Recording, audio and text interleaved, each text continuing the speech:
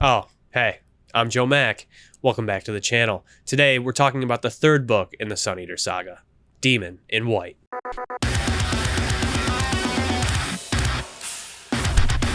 Demon in White is probably what I've seen to be most people's favorite original Sun Eater book. When I say original, I'm talking about the first three. I don't think it's correct to group them up into a trilogy or anything, but of the first three books that came out, Demon in White is the one that I see being most people's favorite online. I think recently that has changed. Not so much that it is no longer the most favorited book, but with the release of Disquiet Gods, a lot of people's new favorite book is that one. As I said last video, my favorite's Howling Dark. Peep the new artwork. And I think that all answers are correct. So let's get into Demon in White and talk about why so many people say that this one's their favorite. I'm feeling a little bit under the weather for this video, so I apologize if I start to sound real nasally or lick my lips a lot because they're getting chapped because I can't breathe through my nose right now. As promised before, we're jumping right into the rating, and this might not be a surprise to many of you tuning in, and it's going to be kind of a theme going forward with the Sun Eater books, but this is another 10 out of 10 for me. Just because it's not my favorite Sun Eater novel does not mean that I still think it's quite perfect for my taste. It's different than my favorite book being Howling Dark, and not in any bad ways. You know, it's just what I was really looking for is why Howling Dark is my favorite. But Demon in White, another 10 out of 10. Let's go over those finer details. Demon in White continues the trend of Sun Eater books, starting with a time jump from the previous. And this jump, in comparison or in contrast to Howling Dark, is a little less jarring. And that is because the end of Howling Dark kind of tells you what's about to happen to Hadrian, that he's going to be a Knight Victorian. And what Demon in White does is skip some of those, I guess you could almost call them formative years as a knight for Hadrian. You know, there is a flashback to Hadrian taking his oaths, and it fills you in on that specific important point.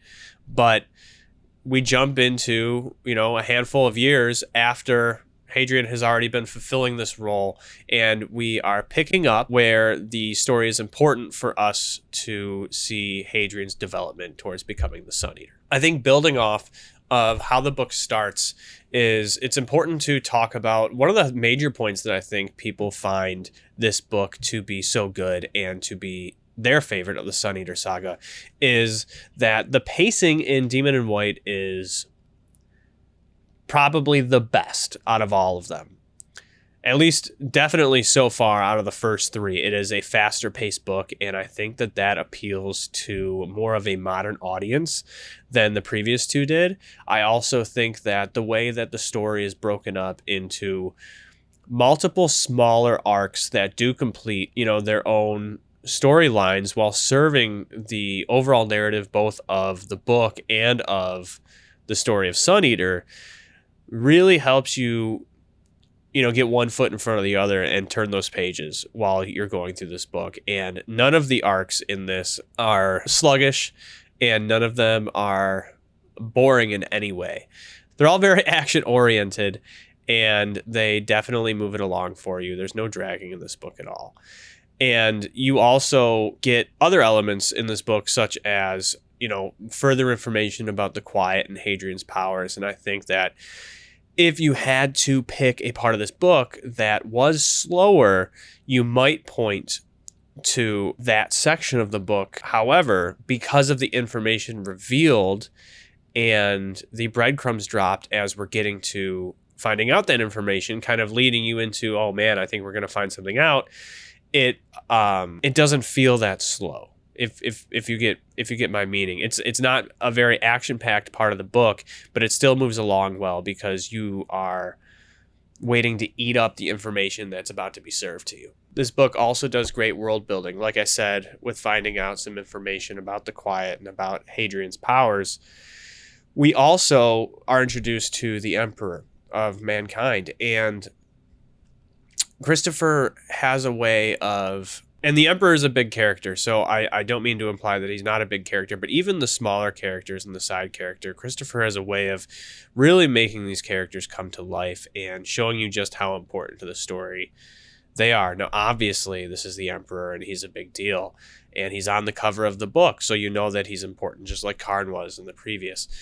And the role that he plays and the dynamics that are set in motion in this book between the Emperor and between Hadrian and the goings-on politically are another aspect of Sun Eater that shows, I mean, this is, the depth to the story is something you're not getting everywhere else. Some stories are action-driven, you know, and there's still a plot, and the action serves the plot, and I think in this book, in this series, not so much this book action kind of comes more forward, but in this series there's just so many pieces of a story that are important. Nothing really feels lesser than the next item, but I digress. So the Emperor, another fantastic character that we're introduced to, and with the Emperor comes the Emperor's children, and there are quite a number of them to secure the line, of course. The importance of some of those children, we keep this bit spoiler free, so I'm not even going to name names. And the relationship that develops or is alluded to between any of those children and Hadrian, and how that goes on, just to add an extra dimension to everything that goes forward when any of those characters are around. And this book has a very heartfelt, emotional impact that some of the other ones kind of, up to this point, some of the other books kind of fall short on being emotional impact. And that's all I really want to say about that. I don't want to even allude to who, what, where, when, or why when it comes to that. I would really like for you to read and find out in regards to that, to not take away from it. But the emotional impact in Demon in White, especially from that scene that you don't know what I'm talking about, but I do. And of course, something that Christopher is really making a staple is the end of this book is out of this world. So absolutely fantastic. The first two books, you could say, we were learning about Hadrian and watching him turn into the half-mortal. And Demon in White really shows us that he is the half-mortal, if that makes any sense. A little bit of a spoiler warning here, because I do want to talk to some of the people who have read Sun Eater and share some of my thoughts and feelings on some of the choices that Christopher made in his world building, as well as touch a little bit more on that big emotional impact moment, and also to talk about the incredible end. I absolutely I love the way that Christopher built the Sun Eater universe on top of our present day history. Specifically, that comes to shine in or on Colchis. And the research that Hadrian and Vulcan, the Red Company, do, trying to find out any information they can about the Quiet, and seeing the presidential photos, finding out that Truman is the president who the Americani is hidden behind, especially with Truman being the president who decided to use the atomic bomb that had been in development with the Manhattan Project. I think that was a nice touch. And obviously you see things with the naming conventions and with Sid Arthur and everything going on, that the real world really does play a role in the Sun Eater universe. But I thought that it was a very nice touch, and it was very rewarding if you know these presidents and know your American history, especially to see that kind of unfold in the book. You know, there are many books, there are many stories and many emotional, impactful moments in those books and stories, but there are not that many that really hit home so hard for me as to get me to almost cry. And sure, there are sad things that make me feel sad, and there are happy things that make me feel happy and make me smile and make me laugh. But Hadrian reuniting with Gibson struck a certain chord in me and did have tears in my eyes. It was very heartfelt. It was very rewarding for me to read again. And even on the second time through and knowing that it was going to happen and waiting for it, it doesn't fail to hit. You know what I'm saying? Like, Gibson's so important to Hadrian, and having him constantly talking in his head and going through everything, having them come back together just continues to be such a wonderful moment in this series. Seeing Hadrian use his powers in this book, the way that he uses them to prove to everybody that he is what they say he is, to use them at will, and to have not a mastery over, but to have enough control over the powers to use them at will, really brings him to another level of a character, I think, and really, really shows where this story has the potential of going. You know, I think that it is the biggest fantastical element in this sci-fi series, and it's one of the reasons that I at least refer to it as sci-fantasy. But the end of this book and Hadrian dodging, replacing himself with other Hadrians who don't get hit by the space laser is just the second big emotional impactful moment for me, at least, and not in a teary-eyed way, but in a just raw, awesome way. You know, how exactly do we categorize this power that Hadrian has? He's stretching time, and he's able to view all the other Hadrians that may succeed or fail at any certain moment, whether it's jump from really high up or get hit with a space laser.